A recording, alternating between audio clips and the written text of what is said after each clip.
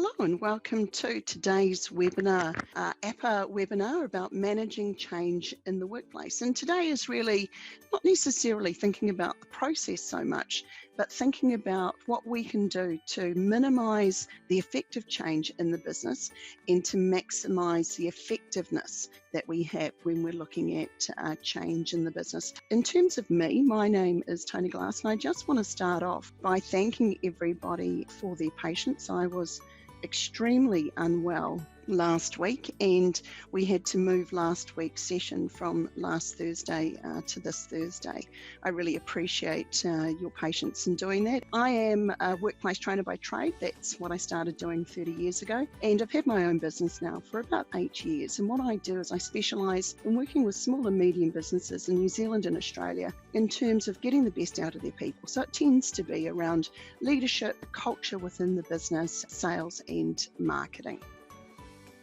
Now, just to start off, I just want to see how our system is working, and I'm going to put a poll into the system. If you can see that poll, let me know yes, and then choose one of the descriptions in terms of job descriptions at the bottom. That gives me a clear view in terms of the role of the person that I'm talking about. Now, when we are talking about change, there'll be a constant theme, and in fact, I believe that I've got this slide maybe 3 times through today's session, and that is the fact that when we're talking about change, businesses don't change, people do. So it really is a leadership skill regardless of your role, and you've got a responsibility in business to have a willingness to change. But if you're leading a business as well, you need to have a think about the impact of your leadership in making sure that change is successful within your business. When we talk about change, and the 3 themes that we're going to talk about today, we're going to talk about what change is, and essentially change is around doing something new, leading through change, and this whole concept of a growth mindset and what a growth mindset means in a modern business. And then I want to talk about at the end why we resist change, because sometimes we know that it would be better to choose to do something a different way, and yet we still continue to do things the old way. And there's a variety of reasons that happens, but we'll talk about that as well. So change management is the process of helping people accept and work willingly with the changes that you must continually occur for businesses to be successful.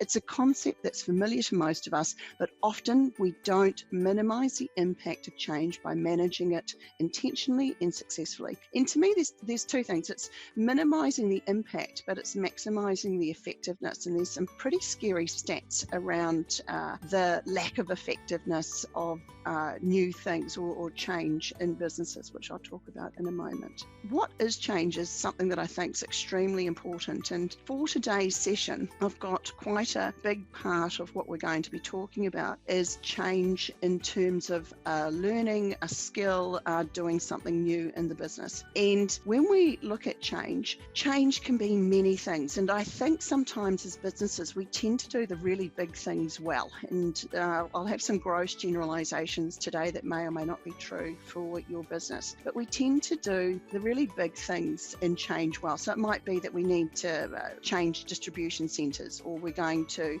put a new warehouse facility in. We tend to be very deliberate about those types of changes and be better at them because of that. But what's really interesting to me, being a workplace trainer, is sometimes I might have a classroom-based course where I'm working with an amazing group of people.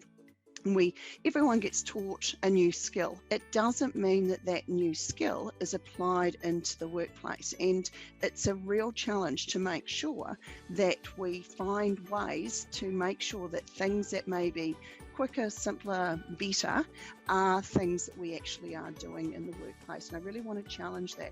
And my biggest issue with being a workplace trainer is sometimes people know the right things to do, but aren't doing them. So it's how do we motivate people to do the things that matter and to make those choices. And as a leadership team, what I want you guys to have a think about is what your role is in supporting that change. Let's just poll how we're doing here. here, and I've got we're going to put in poll 2, and I just want to get a bit of a feel for how good you are. So how quickly are you able to introduce and implement new skills, system, product, services, processes in your business? It can be whatever you want, really. It is a real challenge for us. It's just because there's a new way to do something that makes a heck of a lot of sense and is going to be great for our business doesn't mean that we're going to do it in our business. So it's I find myself scratching my head around this, and I'm constantly working with businesses and with leaders around how to motivate people to change, and that will form a big part of what we talk about today.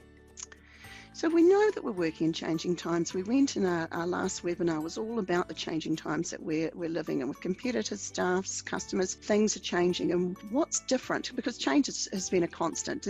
Things are always changing. The difference today is the pace in which things are changing. So it's more important than ever for us to be good at maximising the effectiveness and change. And the questions that you need to think about is how well do you encourage innovation? Because innovation is a change process in itself. How well do you introduce new things? So if you're looking at a new category, if your if your market all of a sudden is extremely focused on environmentally certified goods, which I understand is important for your industry, then how quickly can you adapt your current product offering and make sure that you've got the right information for not only your customers but your internal people to work with as well? And there's this whole concept around resilience, and it is a really important part of being able to manage change well, because resilience is about people being able to pick themselves up and dust themselves off if something doesn't work as it's meant to work. And as we're doing something new, we will often fail. There will be things that don't work along the way, and that's just the way things work. And it's really important that we are resilient and that we build resilience within our team, which is sometimes a little bit harder to do than what you might think.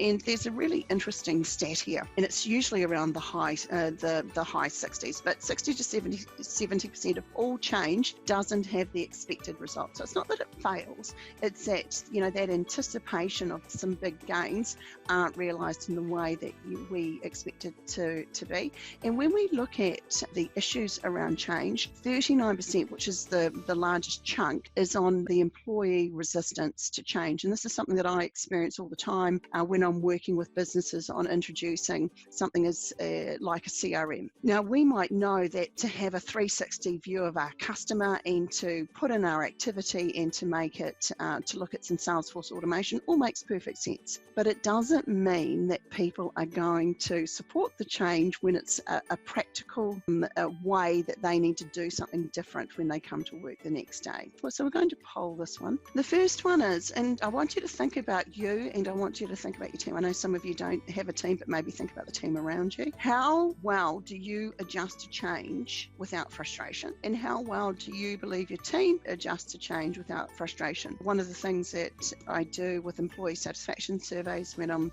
working on culture within a business is ask this question to employees. And usually this is an area that they find challenging, either with the way in which the rest of their team behaves or how their manager behaves. So some pretty good stats, though, I have to say. Good on you guys. I've got 25% is always, 80% usually, which is amazing. But then they drop down one rank as we go into the team. So the team goes into 20% usually and 80% sometimes. And that's that real trick. So how do we bridge that gap to motivate people to be able to change quicker? The issue is if we're not maximising that effectiveness of the change, it just has some real issues for our organisation. It can affect the morale, it can affect the mood, it can affect the profitability. There are lots of things that can be impacted in that way. Businesses don't change, people do. And again, I really want you to understand that. So the biggest challenge is with people is that everybody is slightly different and everybody has their own lens in which they view things, and your team has their own experiences that they're bringing to any of the things that they're doing within your business. So I'll talk about that in a little bit. When we look at the change iceberg, and you've probably seen something similar to this many times before, but at the top of the iceberg, when we're talking about organizational culture and what we're trying to do with change is often things that are at the top of the iceberg, what's visible. Things like strategy, vision, goals are all the things that we can control. And we can have some control and planning and preparation around those things. They're quite tangible. But what lies underneath is an institutional way in which we like to hold on to baggage. And that is our feelings, the stories that they have, unwritten rules, some of the tradition, we've always done things this way.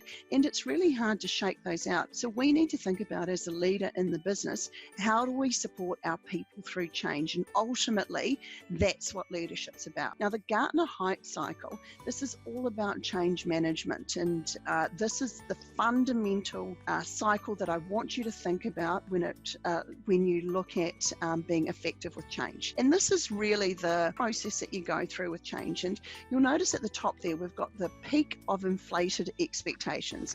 And basically what that's saying is usually you're doing something new or different because there's a good reason to it.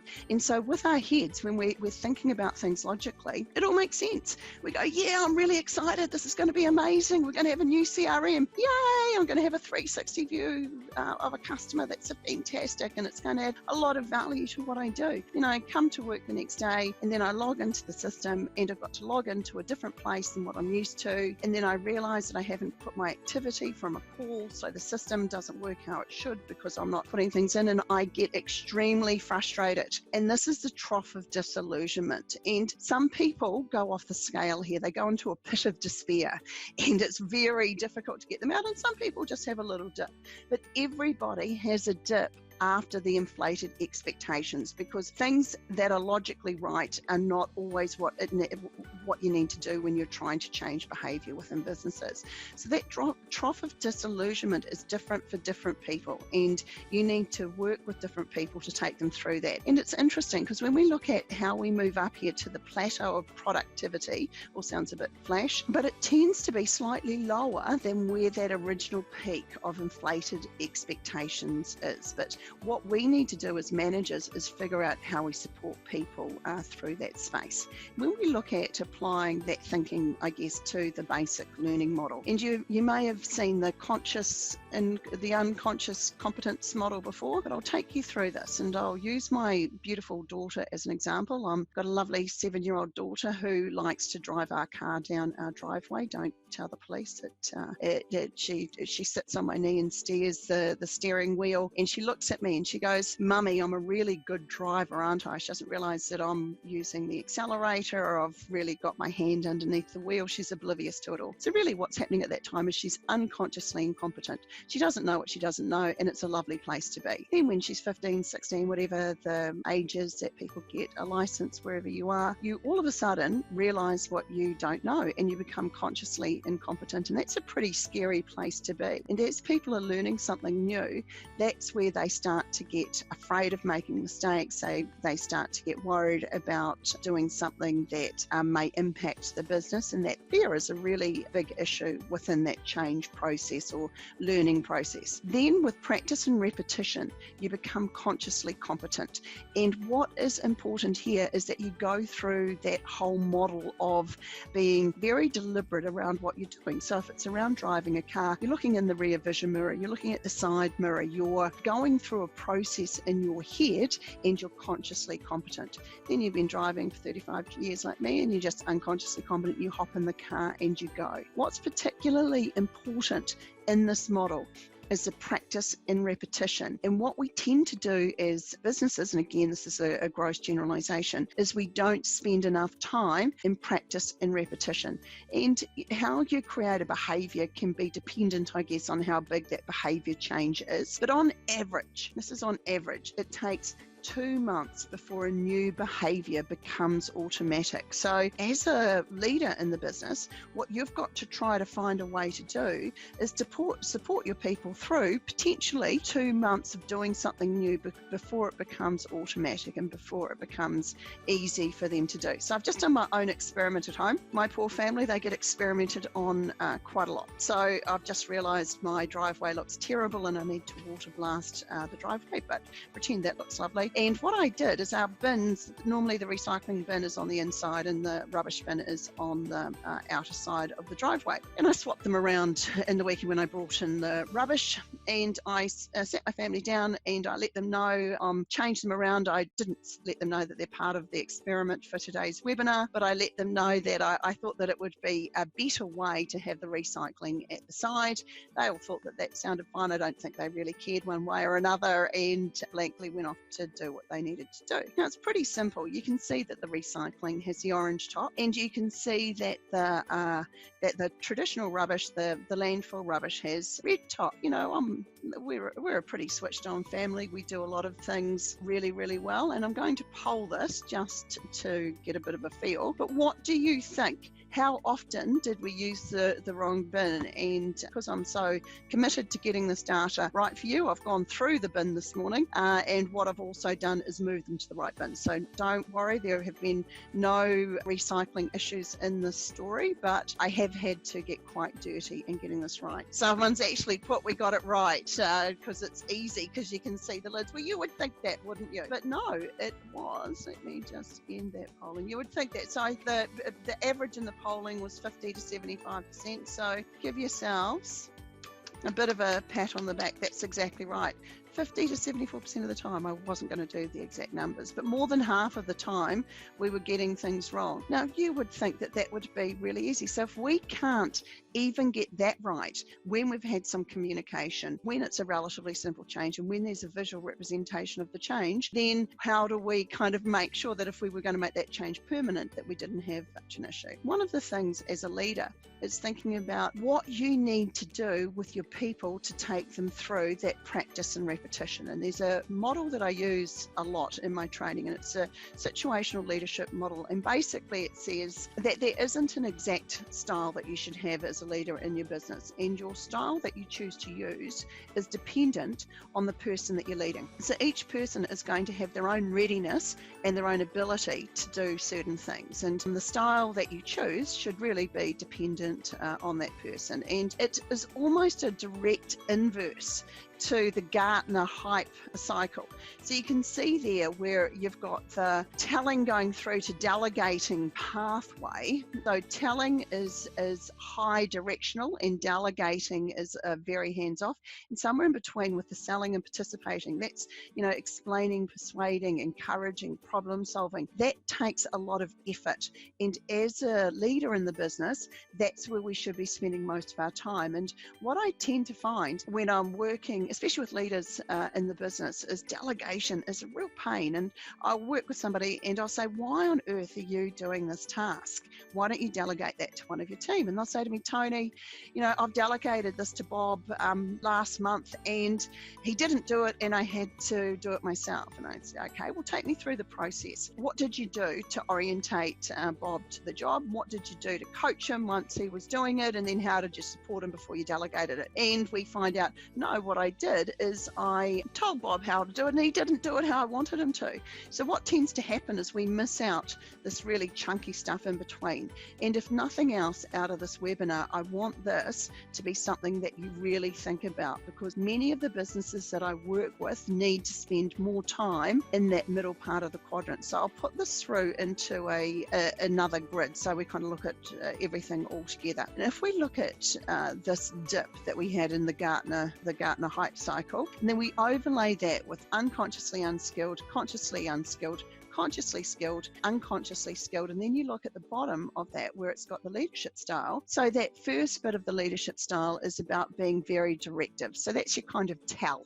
That's orientating somebody to something new. Then you've got coaching style, and that is making sure that, you know, before you're actually teaching. It's I almost should change that from coaching to teaching. You're teaching somebody how to do it, and making it very easy for them to maybe have a couple of practice runs sessions with you before they even give it a go properly themselves. Then it's supporting. So even after we've trained somebody how to do it, we shouldn't just say, okay, well, Bob now knows how to cash up every night, so I'll leave him to do it. What you probably want to do is every night just remind Bob, now you're cashing up tonight. Are there any questions that you have for me? Is there anything else that I can do to support you? And it may not be for something like a simple learning, as in bringing somebody up to speed with cashing up at the end of the day.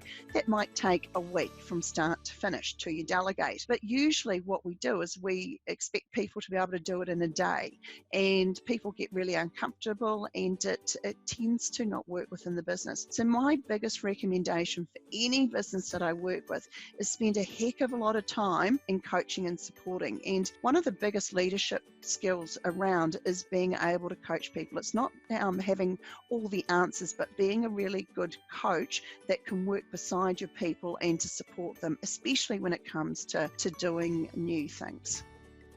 Now, just to put this into practice, I want everybody now just to cross their arms. If you're sitting or standing or doing whatever you're doing, cross your arms. And now I want you to cross your arms the other way. Cross your arms the other way. So some of you probably found that really easy, and some of you might still be trying to figure out how you get your arms working in that. If I was to say to you that you will be 50% healthier if you cross your arms the other way, you're not guaranteed to do that the next day unless you get somebody reminding you. So that is your coach that's saying, remember, cross your arms the other way, just reminding somebody until they practice and get repetition till they've got a behavior that is part of the business. So as a leader, the biggest component the biggest part of the change process that we need to spend more time in is coaching and supporting. And if you're in a business and you send any of your team to maybe a sales training with someone like me, there's two things that you can do to make the training really effective. And one of them is to engage your trainer as being a coach after the training for maybe those first 60 days, just to make sure that they're implementing those new skills within the business, or that you take your team and coach them through that first 60 days and really create an activity plan around it. But what I tend to find as a workplace trainer is most people kind of will understand and want to support training people on new skills. But what really sits in no man's land is where should the effort be and where should the funding be for that coaching and support.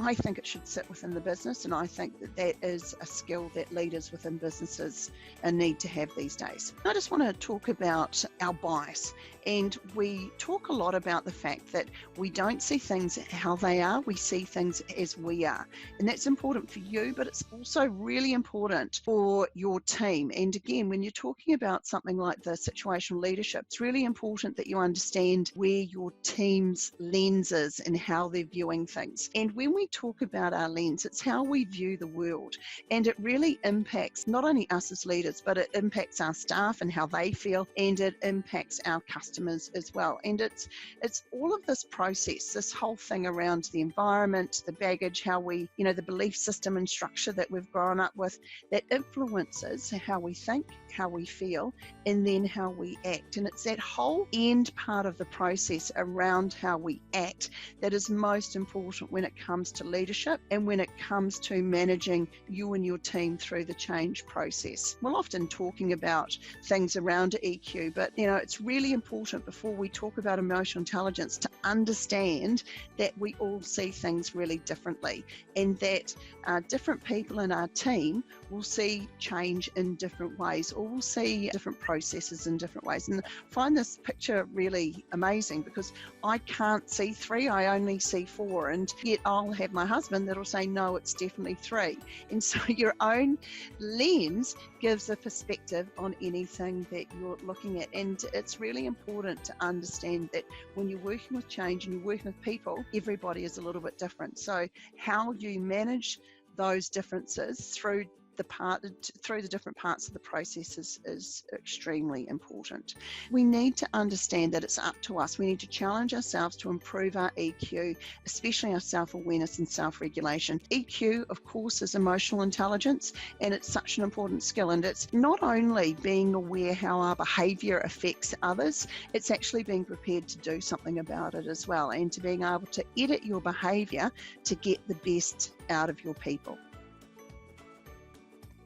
that really takes us into the growth mindset. And this is a really big part of a successful change culture within a business. And a growth mindset is something that is often talked about these days, especially in skills. And I know that a couple of friends of mine that are educational futurists, they're actually developing programs that teach primary age children how to develop a growth mindset, because it's seen as something really critical for our kids going forward, because the workplace is changing so much, and for them to be successful they need to be much better at navigating change. And really this was about 30 years ago, Martin Seligman had a groundbreaking research piece that was around learned optimism. Learned optimism was around how in a business you build resilience, and how do you become more successful when you've got a more resilient team that you're working with. Carol Dweck took that further just over 10 years ago now with this whole concept of a growth mindset. It's amazing it was only 2006, because it feels as if the whole conversation around a growth mindset's been around for much longer than that. But essentially what it's saying is that with a growth mindset,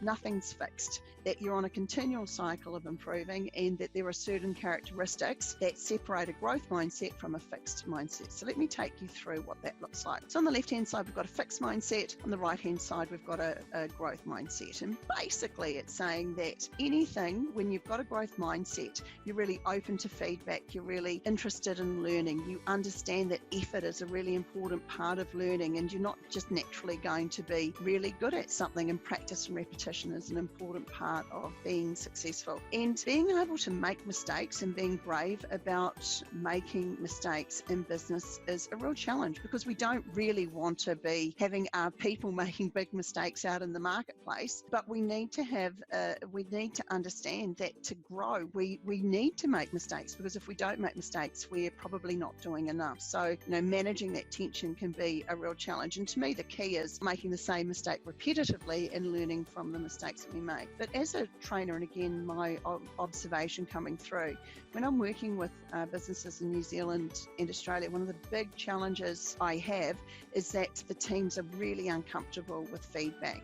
Probably 2 in every 3 businesses that I work with, the staff are uncomfortable about feedback in terms of anything other than technical feedback. What I mean by that is that if I gauge how competent somebody is with Excel, they're more than happy for me to take them through that. But if I look at how competent they are with working with customers, then what they tend to do is start the next sentence with but it normally doesn't work that way, or I normally do this, and it's quite defensive, and it's a real challenge. And as leaders, I think that we need to be better at giving feedback, and we need to have a better culture where we understand that feedback is essential if we want to really develop a growth mindset within our business.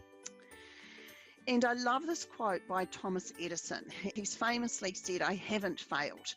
I've just found 10,000 ways that won't work." And that was amazing, because apparently that is one of those true numbers, that it took him years to develop the light bulb. And he understood, going through all of these ideas that didn't work, that it was taking him to the idea that potentially would work in the end. And there's a word that I've got in pink at the bottom there, and it's the word yet. It is the most powerful word to use in your business to develop a growth mindset. And you need to make sure that you capture people making statements that are a fixed mindset. And a statement on a fixed mindset is, "I can't do this." And what you need to say as soon as somebody says that is that, "Yet, I can't do this yet." And bring yet in, because it doesn't matter where you are now. Everything is fluid and you can learn and grow. So if you want to build a growth mindset, and certainly this is absolutely critical for a business that can pivot quickly and really take advantage of new things in the marketplace, be self-aware, and be self-aware of how your leadership style impacts others, and be prepared to self-regulate. Redefine failure, and always use this terminology around yet. Be willing to do things different ways, learn from mistakes, reshape your relationship with time. Time is a real challenge, and there are some real legitimate issues with how busy we are in our working lives, but the being tracked by time is not helpful when you're looking at having a growth mindset. Not only set the big goals, but set micro goals as well. So if you wanted to double your sales of recyclable straws in the next 6 months, it might be that you set up a goal for this month that let's see if we can sell I don't know what you guys normally sell, but let's sell an extra $1,000 this month. And that might be a quarter of what you might want to get, but set some micro goals along the way. It makes a big difference to how successful your team can be if you actually get them winning and you get them having some success along the way. Be realistic and build resilience. So when we talk about resilience, it is a critical leadership skill, and we know that it's good. It helps us feel better. We perform better under stress. We recover quicker, and everything is good. And it's interesting because I've used these pictures because when I am doing training and I get people to stand up and do things like this, I can almost see some people curl up into a ball and go, oh no, what are we going to have to do? I look at this picture and I go, gosh, you guys look very, very resilient. You look open to doing new things and you look ready to take anything on. So good on you guys. When we look at 7 pillars for building resilience in your team, I just want to look at each of these 7 independently. Let's start off with embracing change. Now, it seems really, really silly, but embracing change isn't about big system changes or the big stuff. It's about doing little things all the time. And one of the tips that I have is, if you're not already doing it, is make sure that you're working on one thing for improvement with every single person in your team all the time. And it might be and that's what you do your coaching on. And you might have a 2-month coaching plan that you've got for somebody on doing something, relatively big within the business. Or it could be that I'm going to do a 1-week coaching plan with Bob to teach him how to cash up in the week. So regardless if it's big or little, have one thing that's new, one thing that's different, one thing that you're improving for each of your people all the time. And it just becomes part then of the way in which you create resilience and embrace change within your business. Creating a learning culture is really important for change. To successfully implement new learning into your business, you need to be able to manage change. So when you have a learning culture, you tend to be better at having a change culture. And learning isn't just about learning a new skill, it's actually doing something with that skill when you come back into the business. One of the things that I love about being part of something like APPA for you guys is this whole ability to be part of something bigger. And I love the fact that you've given all sorts of opportunities to participate, not only with suppliers, but with other members in different events throughout the year. So the more you participate and engage with events or even webinars like this, the better you're going to be in terms of creating that learning culture. Driving productive activity. This all seems pretty logical, but what I tend to find is that there's a real issue that we're busy being busy. And you'll notice my cartoon that I've got on the bottom right part of the screen. This is what it feels like some days. You're just too busy to stop and to do the things that will make a difference to your business. And the problem is sometimes is that we don't behave how we intend.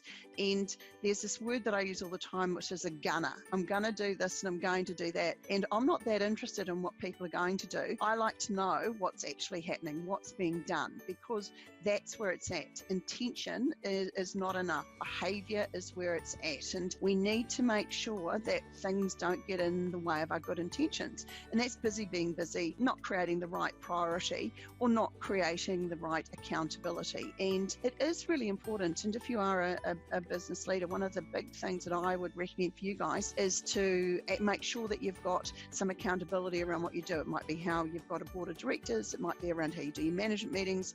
It could be around employing a business coach into your business, but it does make a difference. And this whole thing around being actionable, we've got to make sure that we don't just let the quantity of stuff that's available to us these days make us not do anything. We must find a way to get stuff done and the right stuff done.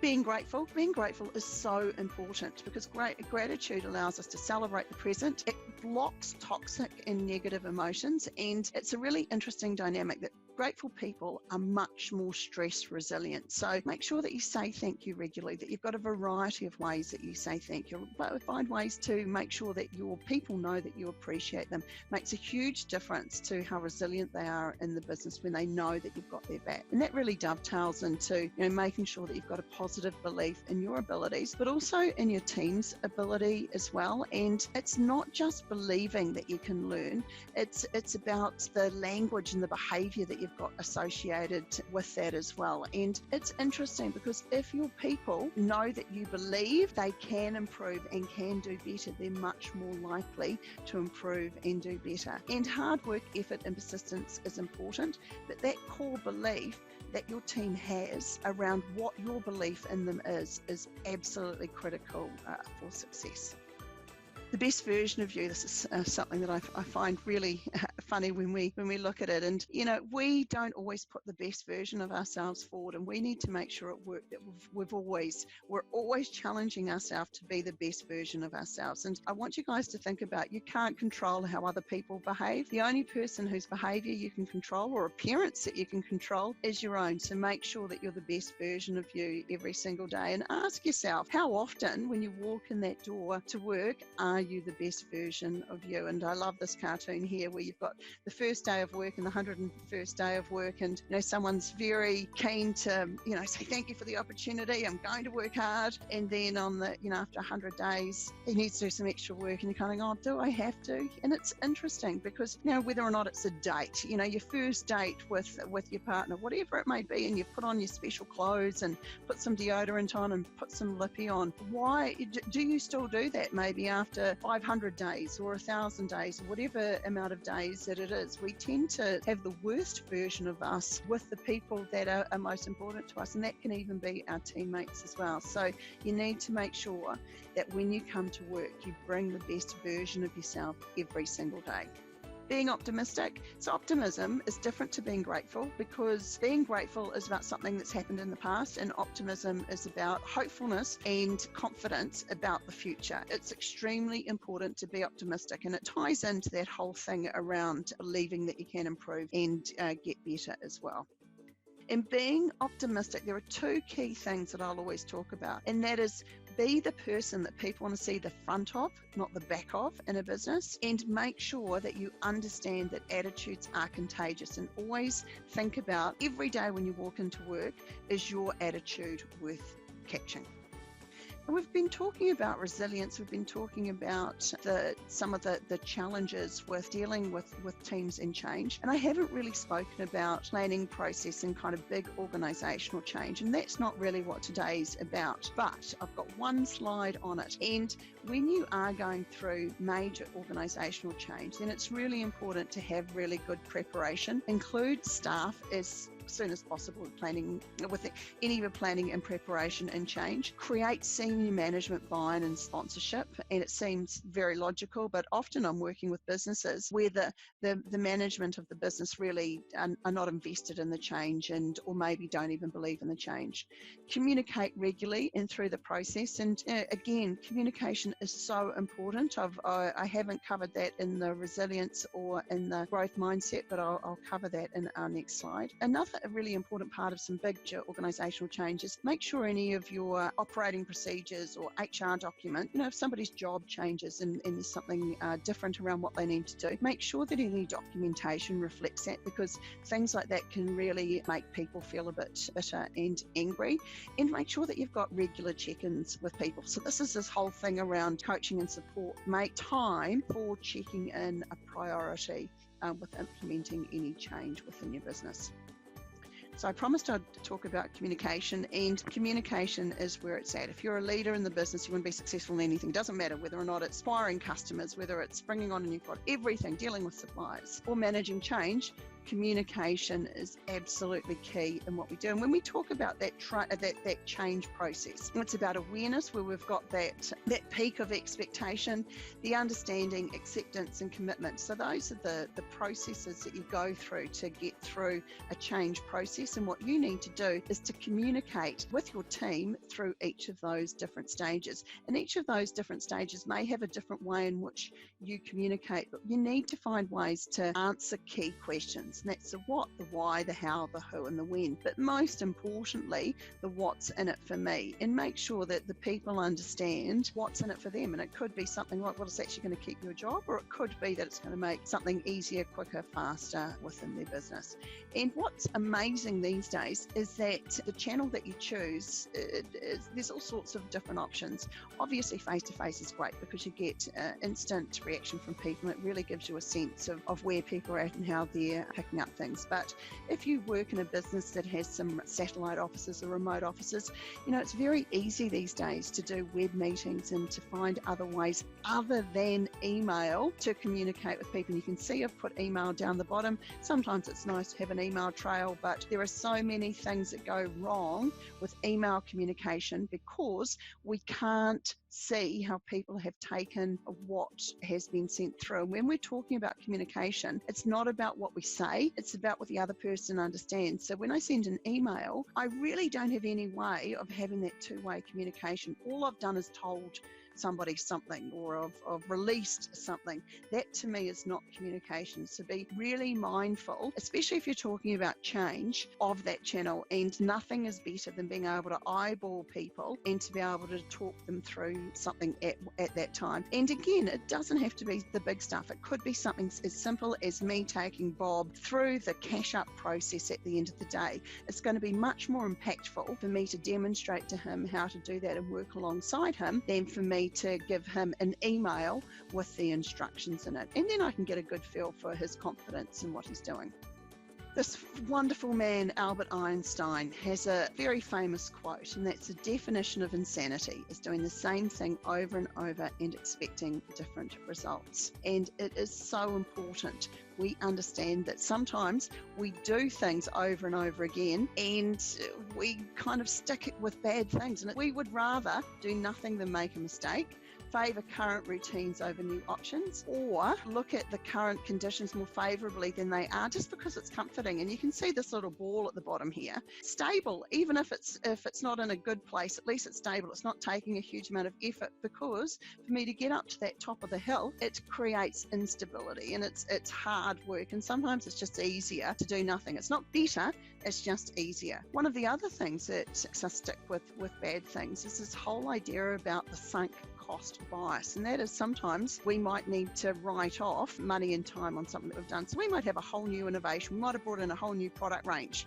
and the product range might have been in the little Toni says you rock stamps. You're thinking, well, there's going to be a huge seller, and you bring in X amount of these stamps and nobody ever buys them. And then in 5 years' time, they're still sitting in your dot pile and part of your product range. And really what you should have done is got rid of that product range much quicker and moved on to the next thing that you need to do. And lastly, it's this whole thing around loss aversion. This is really interesting from a psychological point of view. And basically, what it says is that the pain of loss is twice the amount of reward from gain. And what that means is that people would rather not lose than to win sometimes. And it's a really interesting thing when you're looking at sports psychology in particular. But in business, it's sometimes that we would rather not lose $100 than gain $100. So those are some things that really start to impact what we're doing. But change is critical. Again, I put up this image because I just think it's a wonderful indictment to APPA and the work that you guys do. The enthusiasm and the readiness of the group of people in this picture to do something new is phenomenal. And when we look at change, when change is applying new learning, a new skill, implementing a new product, service, technology, whatever it may be, we must be able to do this as quickly as possible. We must be able to minimize the impact on the business and maximize the results. I want to finish up showing this slide again. This to me is everything that today's about. I want you to challenge yourself. How much time do you spend when you're training somebody? You want somebody to do a new job, you want to introduce something new to the business. How much time do you spend in that trough? And how much time do you spend on coaching and supporting your team? My observation is most of the businesses that I work with definitely don't spend enough time in this area, and it's the biggest opportunity for us as leaders to get things right. So some key points for the last slide for outtakes. Change is inevitable. Coaching and supporting your team is absolutely critical to success of change, but I think it's more than that. It is such an important skill for a modern leader, and really important for you to be successful in business at the moment. And my recommendation is to have one thing that you coach to improve with every single person in your team. And it doesn't matter if it's big or small, but you're constantly working with each person in your team on doing something that improves what they're doing in the business. Be as resilient and possible. Be as resilient and positive as possible. Make mistakes and learn. And, I love it when we're making lots of mistakes, because it means that we're doing stuff. The trick is not doing the same mistakes over and over again and making sure that you do learn from them. Make learning a priority in your business, because this in itself has changed, and that really ties into the coaching and supporting part of the equation. Communicate in a variety of ways and often. Act how you intend. Make feedback part of your culture. We spoke about this in the growth mindset. If I had to look at all of those different statements around what makes a growth mindset, from my observation with the businesses that I work with, having a culture where people will say thank you after feedback rather than be defensive would be one of the biggest opportunities. And it is such a must if you want to have a growth mindset in your business. Have an attitude that's worth catching, and every day when you walk into that door, think, am I somebody that people want to see the front of, or am I somebody that people want to see the back of? And lastly, use the growth mindset to frame your conversations, not with we're not there, with changing it to we're not there yet, and use that word yet to reframe that conversation that you have with people. Thank you for your time today. Hopefully you've really taken one or two things out of today's session that you can look at implementing into your business today. And I really want you motivated to go out and have a realistic look at how well you coach and you support your people through change. Thank you to APPA for putting today's event on, and I look forward to seeing you at our next webinar. Thanks, guys.